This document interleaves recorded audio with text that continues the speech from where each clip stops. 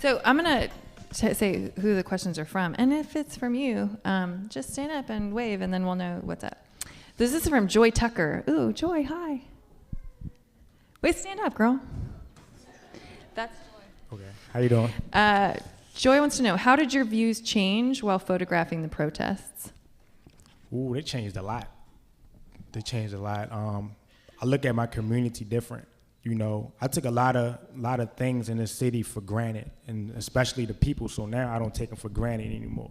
You know, I've seen a lot of artists that I overlooked that did step up. So my views on the people and how strong they are, that was really changed. Cause I'm not gonna lie, I used to hate being here. I used to skip to New York every chance that I get. And now, after the protests and seeing how strong my city is, you know, it's inspired me to stay. So that's like the biggest thing. Like the people are just so strong. You know, people didn't give up. And then I did prejudge certain colleges. Like, I'm not gonna come out here and march. And they changed my mind. You know, I have a lot of faith in a city that I didn't have that much faith beforehand. That's great. So this is from Giselle Melrose.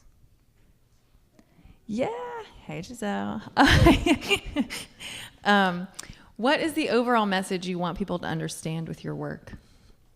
I got a whole bunch of messages, but I'm gonna say the main one I'm about to say is love. You know, I try to put out positive energy, those good vibes. You know, a lot of people work through good vibes through God, but I'm not making it a religious. I want people to see my work and feel, I want you to feel every shot so those good vibes can reach you no matter where you are.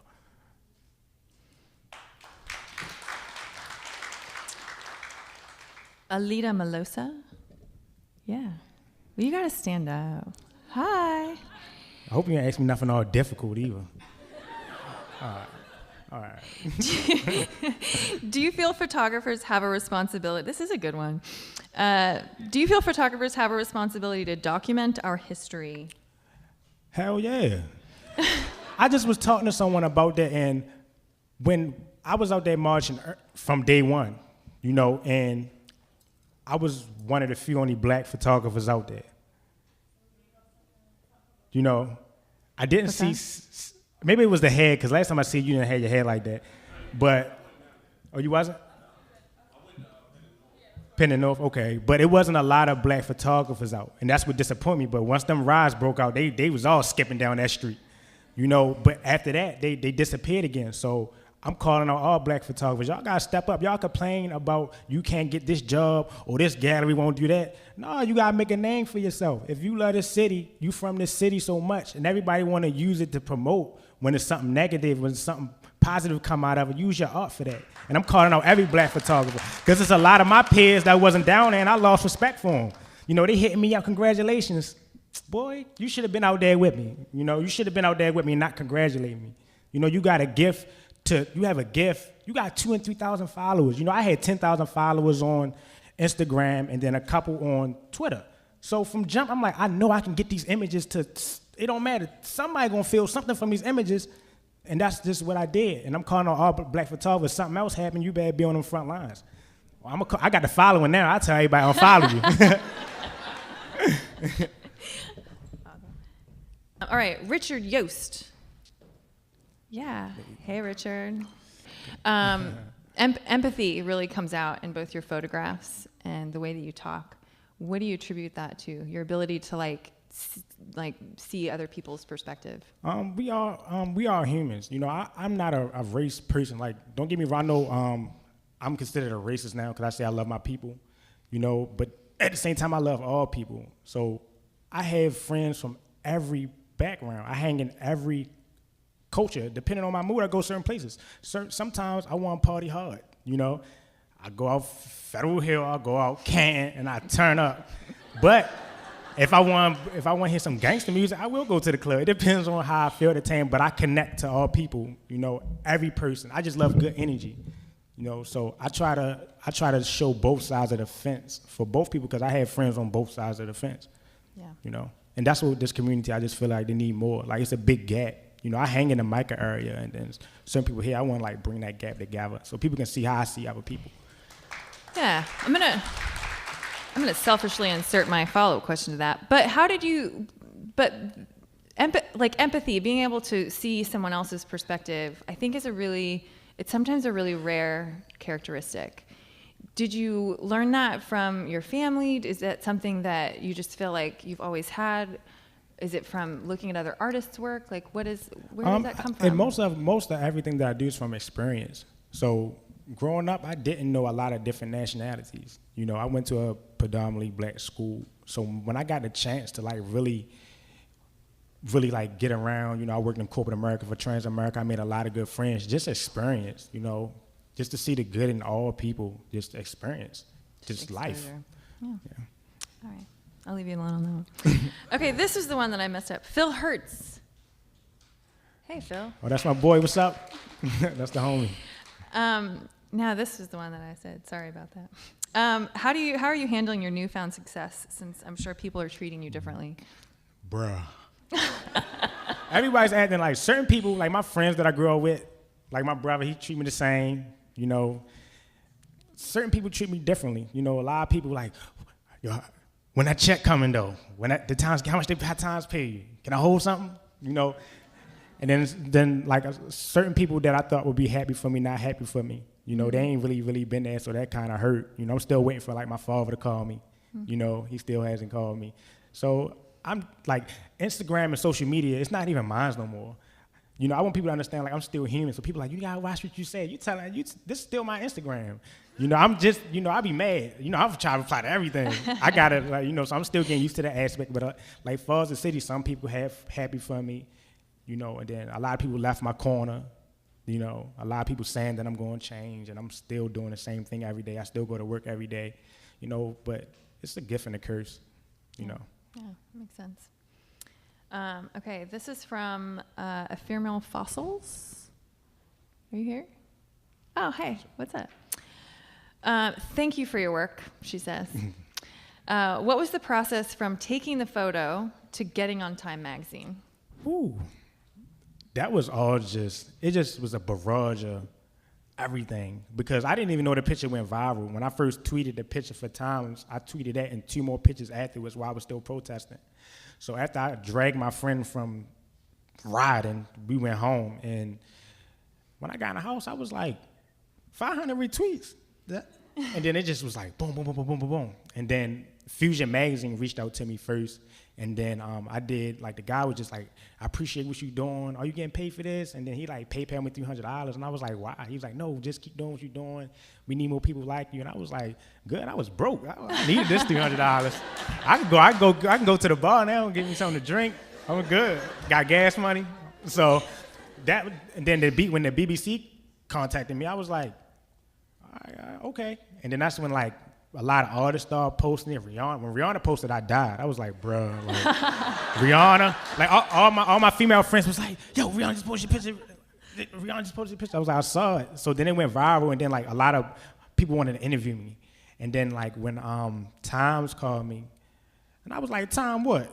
Like, they like, no, we want to interview you for the blog. And I was like, me? They was like, sure. So we talked,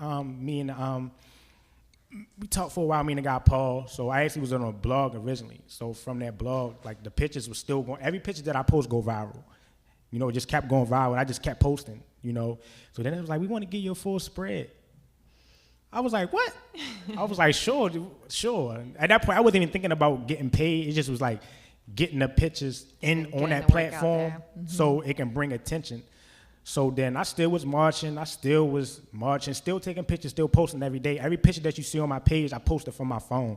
I don't edit, they all raw shots. So I just send them straight to my phone. Boom, post them, boom, post them. Just kept posting. And then they called me and said, hey, we thinking about giving you a full spread. And at this point, when they called me, I'm taking pictures at the pictures I'm on Dom and the army tanks and stuff. And he was like, we don't want to get your hopes up, but you might have the cover of the Times. It's like, whatever. So I just kept taking pictures. So I'm at work, getting my clients ready for school. Tell everybody what you do for your day job. Oh, I work with people. Well, it's not really a day job. I work night job. Yeah, work with people with autism, intellectual disabilities overnight. I was like, when do you sleep? And you did I not. don't get tired. Anyway, so. But so they didn't even tell me, So then once my clients gone, I just took a break. I hop on Twitter, and I see Oliver and Paul, amateur photographer from Baltimore City, snags the time cover. I just was like, I called my mother, like, Ma. She's like, what, boy, what's wrong with you? What happened? Why you crying? I'm like, Ma, I got the Time magazine. What? And then we just start crying together. Like, she called my godmother. She crying. So she like, I just told you, girl, she crying. So everybody just crying and crying. And then it just went viral at that point, and then it's just been amazing since then. It's like a dream. I still wake up and still, like, and I don't even have a book because they sent me 15 copies, but everyone has one. They snatched all of them but me. So I feel like that's a good point to end on. Yeah. One more because you seem like you want that. Okay, Megan from Megatronius. Yeah, hi. Hey. If we're up to you, what image would you have selected for cover of Time? The guy holding the sun with his hands up. I would have chose that or the police crying with his tear eye. I actually got Why? Because like on that, the photojournalist was like, how do you know why he was crying? It's allergy season. He could have had allergies. And I'm just telling him like, yo, I'm a very spiritual person that go off energy. That brother was snapping on his helmet. He was fine. And then once the family of Freddie Gray, his cousins were talking to the blowhorn, asking for justice, asking them why they do the things that they do, he started tearing up. And I felt as though he felt the pain, but there was nothing he could say because he was at work. So he really teared up, like seriously. He was trying to, but I caught him. He's sitting there trying to suck it up, like no, I got you. and I'm gonna zoom in and make sure they see your eyes. It ain't. I would have chose that one. I think that could have swayed a lot of the tension. Even with the picture that the guy holding his son. And I think that's beautiful. They teaching his son. Got him protesting early. But at the same time, you gotta look at the symbolism behind it. That we have to teach our kids young to put our hands up. He didn't. It wasn't like people saying you set that up. Like no, I didn't. He can't walk, and the son was like this. Yeah. And it's sad that we have to teach our kids that young. How to react to the police, but at the same time, I definitely would have picked the between those two for the cover. Those are good ones. Well, Devin, thank you for being here today, and thank you for the work that you're doing, and thank you for staying in Baltimore.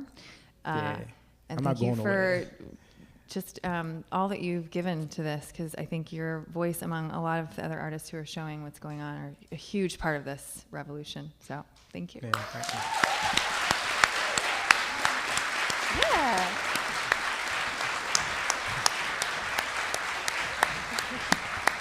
I made it.